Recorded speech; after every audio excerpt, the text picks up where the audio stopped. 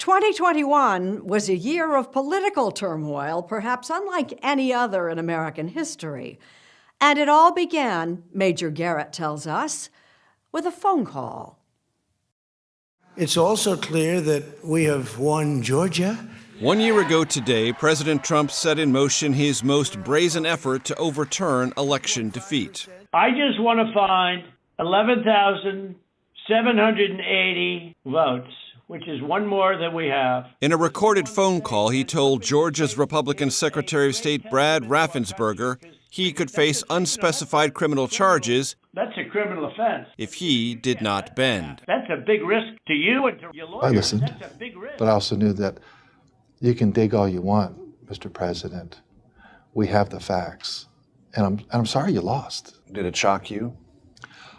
I was going to make sure that we followed the law and we followed the Constitution, and I wasn't going to be swayed, pushed, or deviating from that. Raffensperger recounts that call and the turbulent months after the 2020 election in his new book, Integrity Counts, distributed by a division of Viacom-CBS. Raffensperger was dogged by accusations that he helped steal the election from Mr. Trump. He faced death threats. His wife was threatened with sexual violence. Raffensperger, a lifelong Republican and conservative who voted for Mr. Trump, felt hunted by fellow Republicans. What's that been like? You watch yourself, you watch your back, and you just start looking for people's tells. What is that? Oh, is there anything on the side of their hip? Things like that. Raffensperger also got a dog. Is it a guard dog? No. Okay. But he's an awareness dog. They steal and rig and rob. Baseless allegations of fraud in Georgia and other states, amplified by Mr. Trump. This election was stolen from you, from me, and from the country. Fueled the violent Capitol siege. They were misled. They were deceived. They were given falsehoods about the results of the election.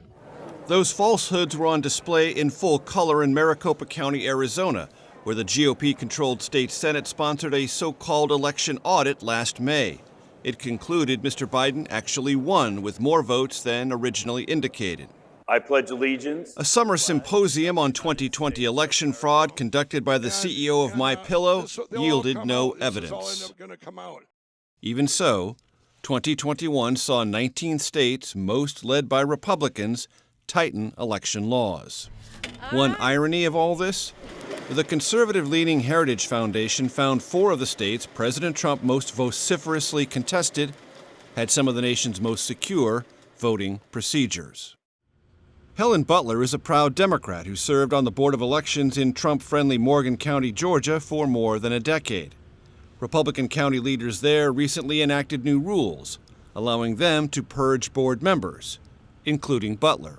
If you reconstitute the board with a lot of members that are made up of by one political party, and the political line of that party is that you have to change the outcome of the election to keep someone in power, this is a way to do it. Meaning, as the old saying goes, it doesn't matter as much who votes, it matters more who counts.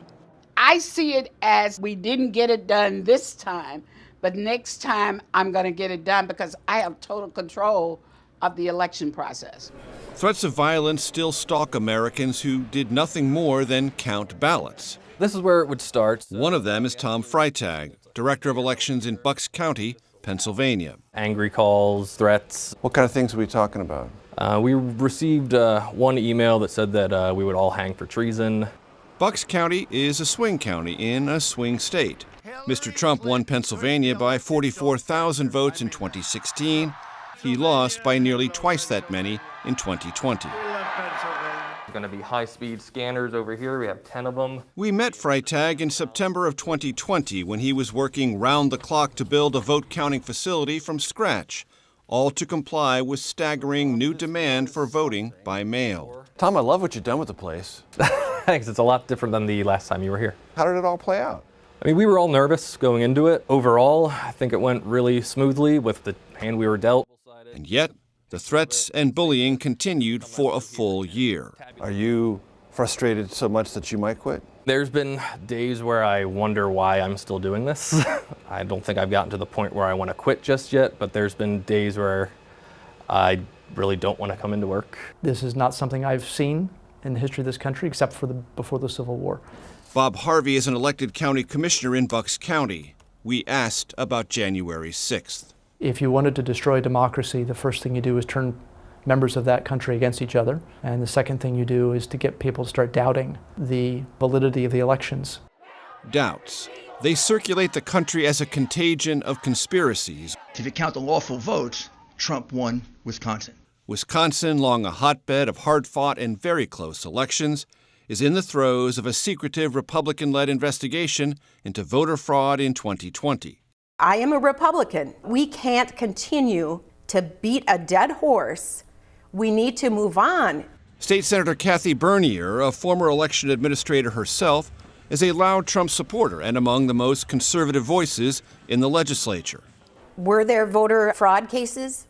Yes, there were, and they're being investigated now. But there was not organized, widespread voter fraud in the state of Wisconsin that anyone has provided proof of. Uncover what occurred in 2020. The man leading the effort to find it, Republican State Assembly Speaker Robin Vos, declined our interview request for this story. For some pro-Trump Republicans, contesting or denying the 2020 result is no different than Democrats refusing to accept Mr. Trump's election.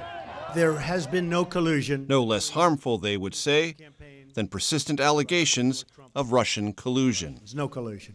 Bernier accepts Biden as president, but The Democrats are just as guilty as the Republicans for perpetuating misinformation or outright lies. Secretary of State Raffensperger, in general, agrees. These stolen election claims, what they do is they undermine voters' confidence in the election process. He's more focused now on his next election, a GOP referendum of sorts on election denialism. His opponent, Congressman Jody Hice, the election conducted on November 3rd was faulty and fraudulent, objected to certifying Georgia's election results. How do you feel about this coming up, the primary? Well, see, I can stand on the truth. What's he going to stand on? Hice declined our repeated requests to speak with him. I think at some point people have to face the brutal truth of what the election results were. Do you feel that on this particular topic, you are howling into the wind? Well, like a voice in the wilderness? Yeah,